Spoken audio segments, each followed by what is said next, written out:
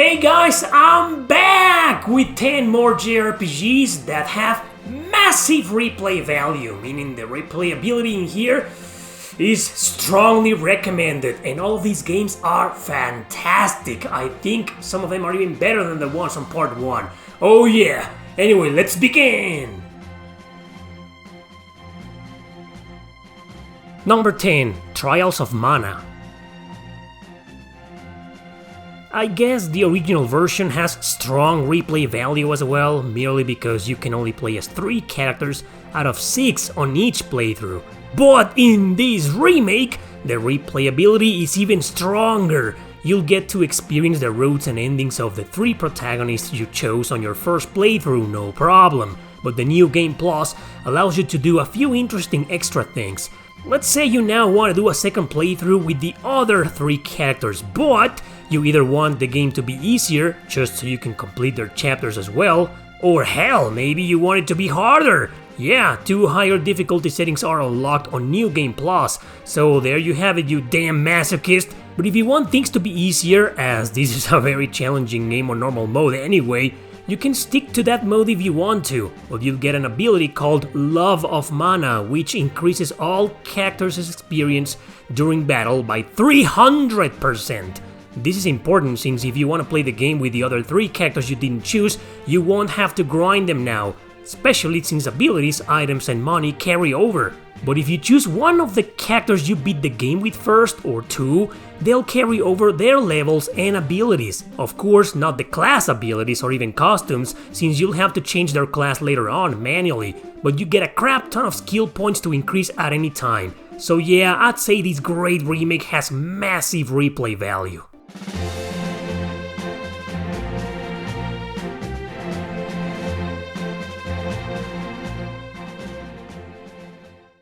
Number 9. Yakuza Like a Dragon. Alright, so this is a bit of an open world game. Well, not exactly, but you're free to do whatever you want in the towns you visit. You must already know that there's plenty, and I mean plenty of side quests, events, and minigames you can enjoy during your first playthrough. After beating the game, you get to play the so-called premium adventure, but in reality, the game just throws you back at the last town and you get to freely do everything you missed without worrying about the main story. So it's a lie, not really a premium adventure, it's a joke. The replay value of this game comes from restarting on a New Game Plus and doing the same, but overpowered if you want to. Or you can play through the newly acquired Hard or Legend modes. That's right, difficulty settings are unlocked upon beating the game. So what carries over? The usual: character levels, job ranks, money, items, gear, even part-time hero progress and everything you've unlocked in the minigames. This is such a fun game to play despite not having any different routes or endings. There's a post-game dungeon and it'll be much easier going into it during New Game Plus. Besides, bond levels, sub-stories and the little business management game reset so you can change things around the second time.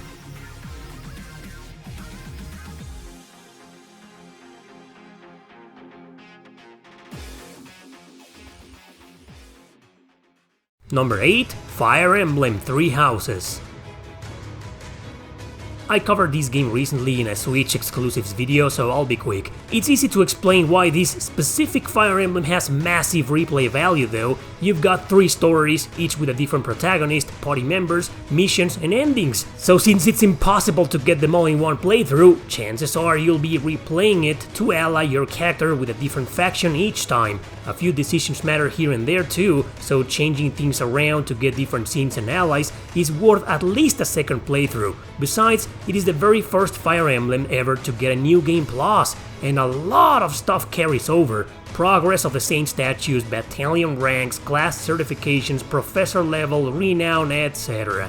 Characters can be switched between their pre- and post-time jump appearances too. I admit most of this stuff isn't very alluring, but it's something extra for doing something you were going to do anyway. So yeah, New Game Plus or not, the game still has strong replayability.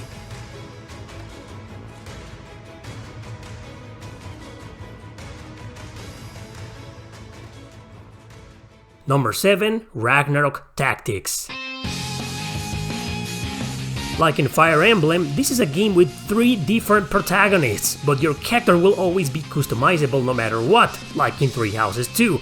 Everything carries over in the New Game Plus, including levels, so starting a second playthrough to ally your MC with a different protagonist helps a lot to unfold the story. And I want to stress that out because unlike other JRPGs of its kind, there's barely any satisfaction in completing just one character.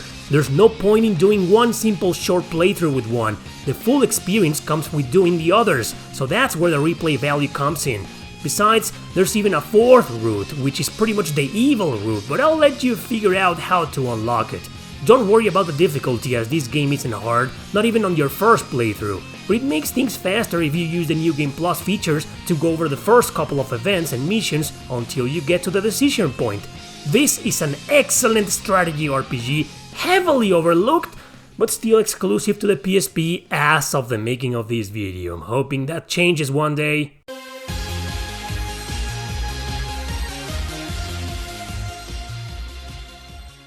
Number 6. Code Vein. There is only one simple reason to replay this game if at least once, the New Game Plus. No difficulty settings are there for this gothic action RPG, and it's very, very challenging. New Game Plus carries everything over, including your character levels, so imagine, you get to wreck absolutely everything and everyone that gave you tons of trouble in just a few hits. Those damn hardcore bosses that were absolutely ridiculous before are now a joke. In other words, like in many JRPGs where New Game Plus carries over everything, you break the game. Normally, it wouldn't be that fun to break a game that wasn't even hard to begin with, but this damn grindfest makes it worth it, especially if you missed the true ending on your first playthrough for some reason. So go ahead and beat the game again, completely overpowered, just for fun.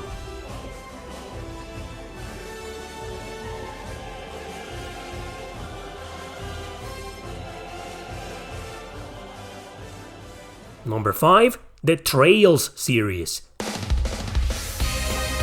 Unlike some JRPGs in this video, none of the Trails games have different routes or endings, but they do have character bonds and endings, also a crap ton of side quests. Since they can be incredibly addicting to play despite their colossal amounts of dialogue, I'd say the replay value is up there as well. Some have better replayability than others though. For example, Zero has a secret dungeon and boss only available in the New Game Plus. Azure has several bosses and a final one if you beat them all, including a hefty reward at the end. Cold Steel 2 apparently has a specific side quest that reveals a lot of the game's lore during the epilogue. Besides, it also includes a secret boss and a powerful accessory. The others have small stuff too that you can only access on a second playthrough. And finally, as I mentioned, the character endings, especially in the Cold Steel saga. No matter what, you won't get enough points to see every partner ending in one playthrough, maybe just a few, and you'll probably use separate save files to watch them. Or replaying the games lets you do everything. Since all of these JRPGs are strongly recommended anyway, there's more than enough reasons to replay them.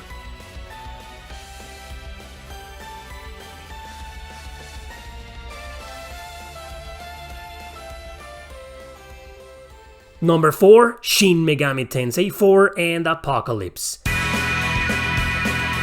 Both this game and its sequel Apocalypse have the same New Game Plus, but for starters, like in most SMT games, the Demon Compendium carries over in case you wanna resummon your previous demons. But the highlight here is that the levels and money also carry over, which means you'll be overpowered from the start. But you don't want to replay these two amazing games just for fun like in Code Vein, just so you can break them and destroy everything in seconds. It's so that you can complete the other routes and endings without having to do things from a fresh start. The SMT series is known for having these features in storytelling, so doing a second or third or even fourth run to see the different outcomes is fun, especially overpowered. You can also restart the games in the highest difficulty if you want to, forgetting about the New Game Plus. If you want to suffer through them again with no extra help just to get to those other routes, it's fine too, I guess, to each their own. Or you can use separate save files and save before the turning point decisions if you don't want to restart anything. The point remains the same, the replay value of this pair is just incredible no matter what you do.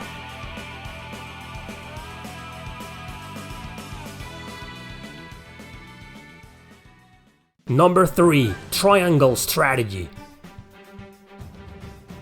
This one's similar to Ragnarok Tactics actually. You can choose to follow one character's route and get their ending. However, the decision point is quite late in the game and not near the beginning like in Ragnarok, which means it's more like Fire Emblem Three Houses. Which means if you start a New Game Plus, you'll have to traverse through the same events and missions, although they can vary depending on your choices during the Scales of Conviction mechanic until you get there.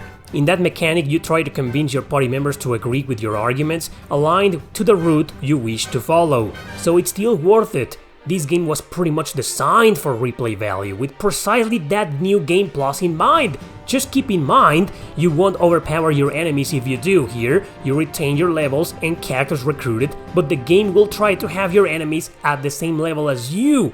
But your inventory also carries over, which automatically gives you an advantage over those same enemies. Nevertheless, you can also save on separate files and reload before the decision point to get the other routes, without having to restart. But no matter what you do, the goal is to get the rest of the character endings. However, if you want to get the true route and ending, you're gonna have to go through that New Game Plus and read the way to it online if you want to. My point remains the same, the replay value in this masterpiece is massive and also strongly recommended.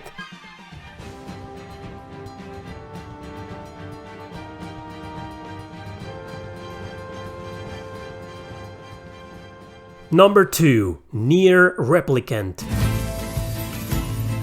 This popular remaster has many reasons to replay it again and again. First of all, every playthrough unlocks a different ending. There are 4 of them, but the last 2 depend on progression and a few spoiler things that I won't mention. I'm sure you can find them online, but I recommend beating the game at least once before reading them. Upon finishing the first time, you'll be able to start a New Game Plus. This carries over the usual everything: level, stats, items, money, weapons, and you can also skip the prologue and go straight into the first time jump. You also unlock Kaine's dreams and you'll be able to see her entire backstory through them. Besides, some dialogue will change now on several scenes, and some of the bosses will also have a backstory. So as a reward for replaying it, you not only get overpowered, but you also get even more story, background, and lore, apart from getting different endings. Man, what other JRPGs out there reward the player with more story just for replaying them? There are others, I'm sure, but it's something rare, isn't it? Anyway, this is a masterpiece worth replaying at least once, no matter what.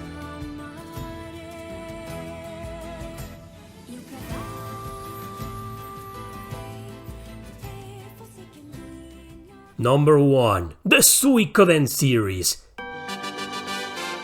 Every single main Suikoden gives players at least one very simple reason to replay them: the ending. You see, these are games where you can recruit over 100 characters on each, about half of them being playable in your party. Not getting them all in one playthrough means you'll get different scenes near the end, and obviously a different ending. And in some, like Suikoden 5 for instance, there are more than 2 endings. There's 3 here. Even if you recruit every single character, you will still have a decision near the end that can lead you to 2 different variations. Suikoden 2 is the same, as a matter of fact. Certain choices affect dialogue, scenes, and endings, and what's better than to recruit all characters out there to expand the story in case you didn't on your first playthrough. I'm not done! Some Suikoden games like 4 and 5 have a New Game Plus. In 5, money, formations, party SP, and every item you kept in storage carries over, so at least they give you something extra to help you overcome some spikes in them for a second playthrough. But I think as a major fan of this series, the best argument I can give you is that they're all freaking excellent games, man. So replaying them over and over again, no matter what, is simply awesome. They are the very definition of JRPGs with massive replay value.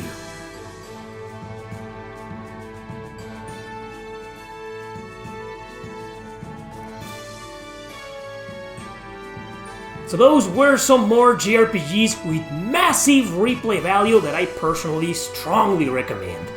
And yeah, I changed to this, because Edelgard, you know, because you should obey Edelgard from Fire Emblem Three Houses. Yeah.